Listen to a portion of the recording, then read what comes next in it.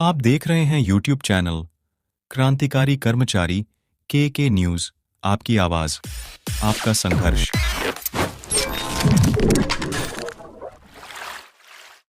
देश के माननीयों को 4-4 पेंशन मिलती है, जो हमारे देश के लिए आन बान शान सुरक्षा के लिए अपनी जान कुर्बान करते हैं, उनको एक भी पेंशन नहीं।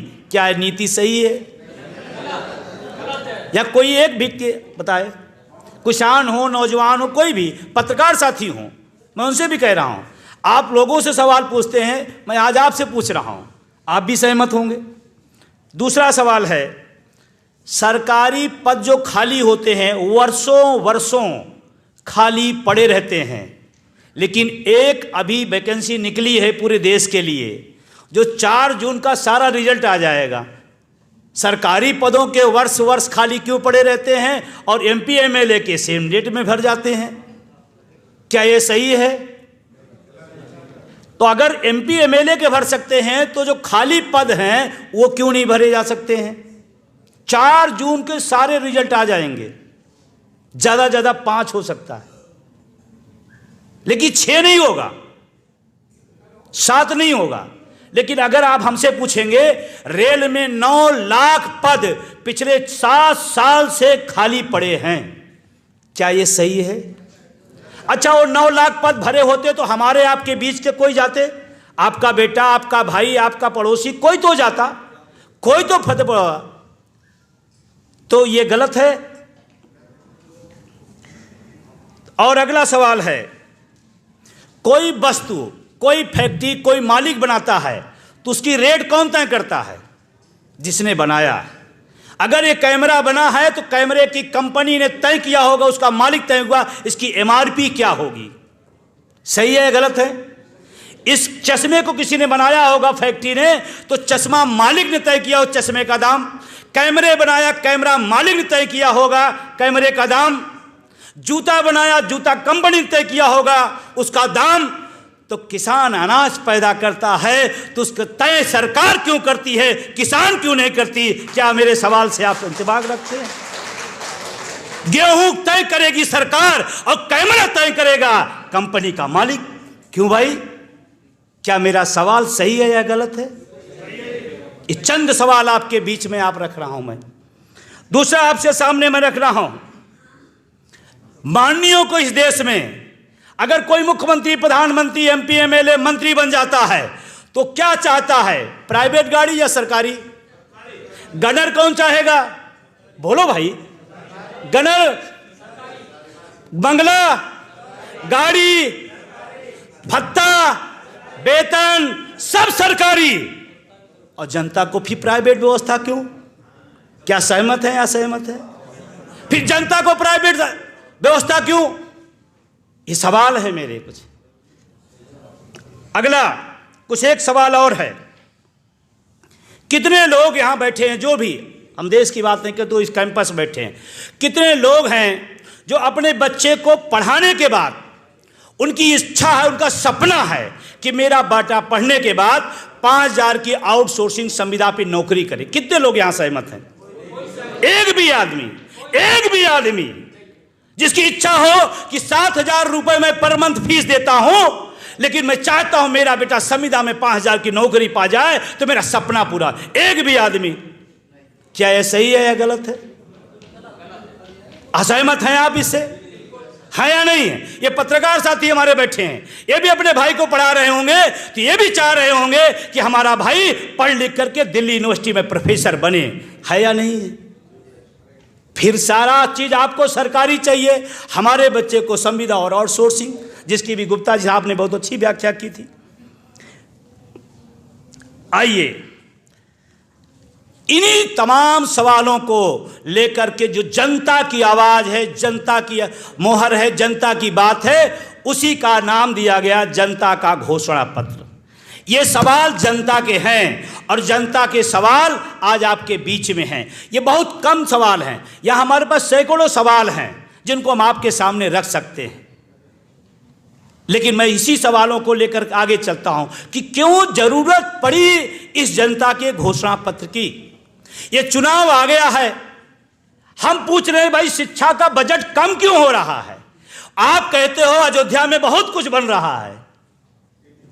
ये सवाल हमारा नहीं है, ये सवाल इस देश के, इस मुल्क के जो लोग शिक्षा से पसंद करते हैं उनका है। वो कह रहे हैं कि इस देश में सरकारी पद खाली पड़े हैं, आप क्यों नहीं भर रहे हैं? तो वो कहते हैं नहीं नहीं, आपने देखा नहीं, गगनचुंबी हमने एक इमारत दिल्ली के अंदर बनाई है। हम सवाल कुछ पूछ रहे हैं, जवाब कुछ दिया जा रहा है। इसीलिए जनता की घोषणा पत्र की जरूरत पड़ी, इसीलिए इसकी जरूरत पड़ी। और इसी बात को लेकर के आज तो इसकी शुरुआत है, अब ये तो जाएगा।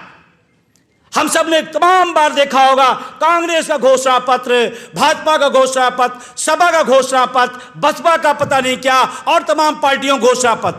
पहली बार भारतीय राजनीति के इतिहास में ये बहुत छोटा कदम है लेकिन महत्वपूर्ण है। पहली बार इस देश में जनता का घोषणा पत्र आपके बीच में आ रहा है, ये बहुत बड़ी बात है। इसकी जरूरत आप महसूस करते हैं तो आप हमारी बात से सहमत होंगे। अगर आपको लगता है नहीं, चुनाव के दौर में मुद्दे कुछ होते हैं और घुमा कुछ दिए जाते हैं, अभी पूछा जा रहा है, अभी कहा जा रहा है, और मजे की बात इसमें एक पार्टी शामिल नहीं होती है। मैं बहुत बेबाकी से कह रहा हूं, क्योंकि पार्टियां सब चाहती कि मुद्दे की बात ना हो। क्यों? क्योंकि मुद्दे की बात होगी तो आज वो फंसेंगे, कल वो फंसेंगे। जैसे आपके विधायक, आपका सांसद जब क्षेत्र में जाता है तो वो कहता है, आपने कहा विधायक जी ये, सांसद जी ये नाली नहीं बन पाई, तो कहता है यार तुम भी अपनी जाति के हो करके, अब हमें नाली साफ चाहिए या जाति चाहिए? और सबसे बड़ा, मैं बड़ी जिम्मेदारी के साथ कह रहा हूं आप सबके बीच में, इस देश में जाति धर्म की जितनी ज्यादा बात होती है उसका सबसे बड़ा फायदा राजनेता लेता है और सबसे ज्यादा नुकसान जनता के हवाले होती है। सबसे बड़ा सवाल हमने पूछा, भाई माननीय सांसद जी हमारे एरिया में इंटरमीडिएट कॉलेज नहीं है, तो कहता है यार तुम भी अपने होकर के ये बात कह रहे हो, इसका मतलब तुम्हारा बच्चा पढ़े न पढ़े लेकिन हम बने रहें। इसीलिए इस जनता की घोषणा पत्र की जरूरत है। एक बार अगर आप सहमत हैं इन बातों से तो आप अपने एक हाथ उठा सकते हैं, और जो पूरे सहमत है दोनों उठा सकते हैं। चलिए, कुछ बात, ये मेरे सवाल थे, कुछ बात कह के मैं अपनी बात खत्म करूंगा, क्योंकि आप इसको पढ़ेंगे अच्छे से, और मुझे लगता है कि ये जिम्मेदारी सिर्फ डीएन सिंह की नहीं है, ये जिम्मेदारी सिर्फ प्रोफेसर रतन लाल की जी नहीं है। मैं तो चाहता हूं आप इसको घर घर ले जाइए, आप इसका संकल्प लीजिए कि अगर ये मिल जाती है तो बंटवा दूंगा, नहीं मिलेगी तो इसकी फोटो कॉपी करवा कर घर घर पहुंचाऊंगा। तब बात बनेगी, तब बात बनेगी, तब जनता की आवाज होगी। और अगर आप ये कर सके, फिर लोग कहेंगे मेरे इतने करने से क्या होगा।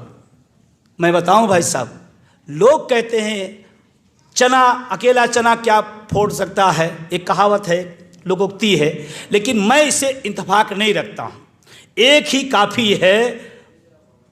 जैसे कहते नहीं, समुद्र हो या पानी कहीं हो, एक छोटा सा आप उसमें कंकीड़ ईंट कुछ भी डाल दे, पूरे उसमें हलचल मच जाती है।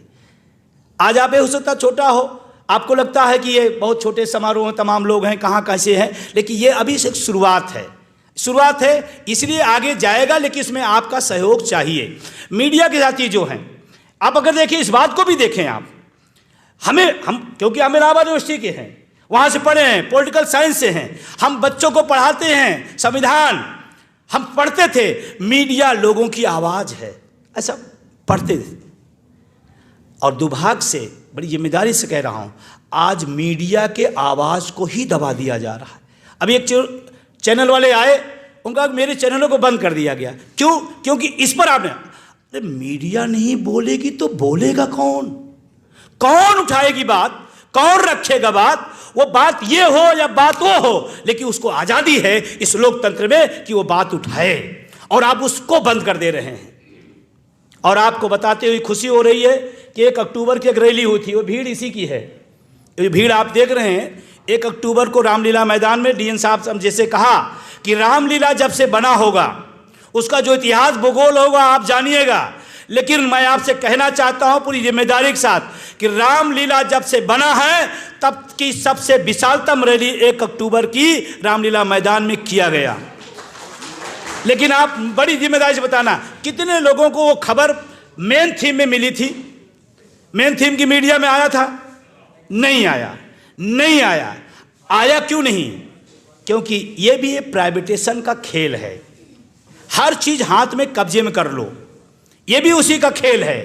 तो बहुत सारी बातें हैं, लेकिन कुछ चंद बातें और रह गई हैं जिसको मैं आपसे कहना चाहता हूं। जैसे जिस बात के लिए मैं जाना जाता हूं, जिसके लिए मैं पूरे देश में दौड़ता हूं, भागता हूं, आपके बीच में आया हूं, नई पेंशन व्यवस्था और पुरानी पेंशन व्यवस्था। नई पेंशन व्यवस्था 2004 में अटल बिहारी वाजपेयी जी ने एक सौगात दिया हम लोगों को, और जिसकी 30 साल तक हम लोग झेल रहे हैं। और मजे की बात है, जिन्होंने पुरानी पेंशन बंद किया, माननीय भारत रत्न अटल बिहारी वाजपेयी साहब, वो पूरी जिंदगी पेंशन पे ही पले। और लखनऊ के सांसद थे, ये वाकया मुझे याद है, वो लखनऊ के सांसद थे, उस समय मामला बंद हुआ था। तो वहां जब गए तो कर्मचारी नेताओं ने उनसे पूछा, बहुत मजेदार चीज है, समझिएगा। उन्होंने पूछा कि सर आपने नई पेंशन व्यवस्था ला दी, पुरानी बंद कर दिया। तो अटल जी का सवाल पूछने वाले से सवाल था, क्या आप देश पसंद करते हैं या और कुछ? तो जब देश पसंद है तो कहा देश हित में फैसला हुआ है नई पेंशन व्यवस्था। अब मुझे, मेरे जैसा आदमी वहां नहीं था, मैं पूछ लेता, हमें तो देश पसंद है, हमने पेंशन बंद कर दी हमारी, आपने, आप ले रहे हो, इसका मतलब आपको देश पसंद।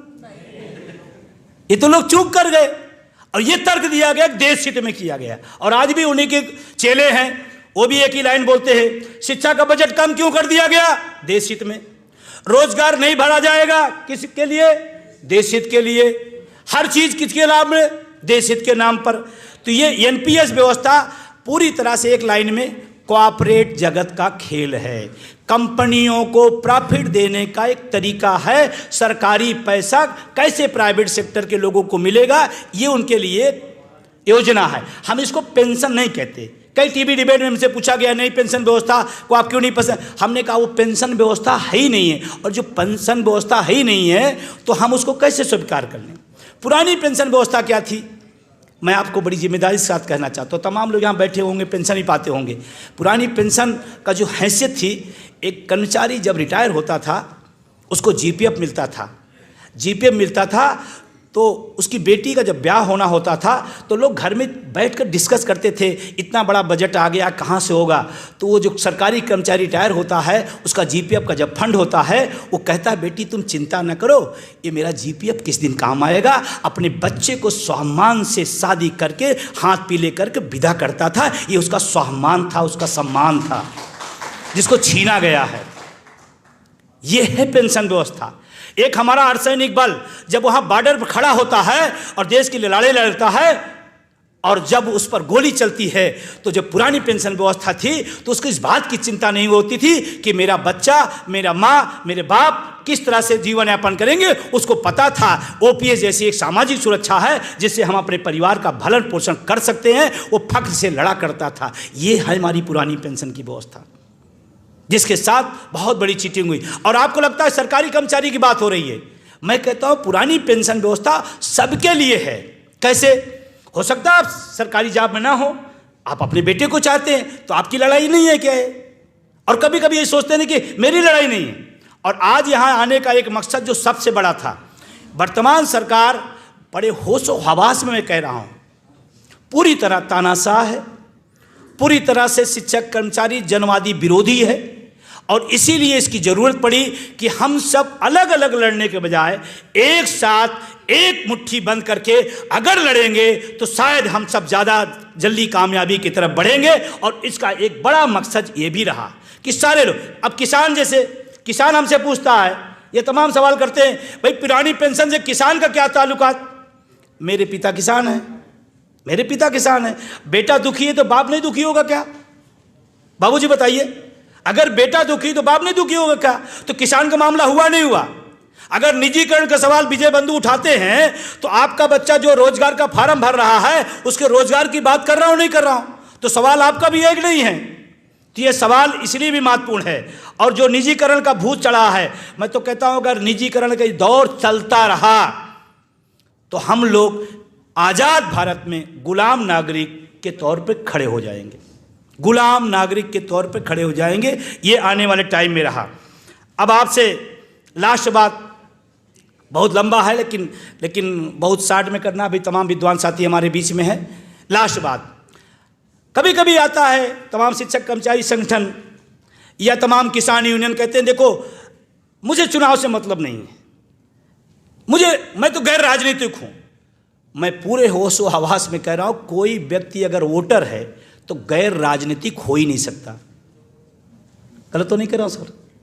कोई वोटर हो वो गैर राजनीतिक कैसे हो सकता है? वोटर है इसका मतलब वोट देगा किसी न किसी राजनीतिक दल को देगा, वोट के सिस्टम में आएगा, तो गैर राजनीतिक कैसे? जैसे अभी किसान संगठन से एक बड़े नेता से सुना कि चुनाव से मेरा लेना देना नहीं, मैं तो जो जैसी, जब दुनिया की सारी चीज, देश की सारी चीज राजनीति तय करती है और हमें मौका आया उस राजनीति को बदलने का और हम कह दे नहीं मतलब है, जिसका मतलब हम उन्हीं के साथ खड़े हैं, हम उन्हीं के साथ खड़े हैं, हम गैर राजनीतिक हो ही नहीं सकते। ये मेरा अपना व्यक्तिगत मत है, हो सकता है आप असहमत भी सहमत हो, लोकतंत्र का मतलब होता है, लेकिन मेरा अपना लास्ट बात कहते हुए मीडिया के साथियों का बहुत बहुत शुक्रिया, बहुत बहुत धन्यवाद। और मैं चाहता हूं कि ये बात आप लोगों तक पहुंचाएं। जो लोग आए उनका भी शुक्रिया, जो हमारे अतिथि और वक्तागण आए उनका भी शुक्रिया। एक लास्ट बात कहते हुए डीएन सिंह साहब का, उनकी पूरी टीम का स्पेशल धन्यवाद कि जनता का घोषणापत्र इस हिंदुस्तान की राजनीतिक इतिहास में पहली बार आया है और ये कारवां आगे बढ़ेगा, ये दूर तक जाएगा। बात निकली है तो दूर तक जाएगी।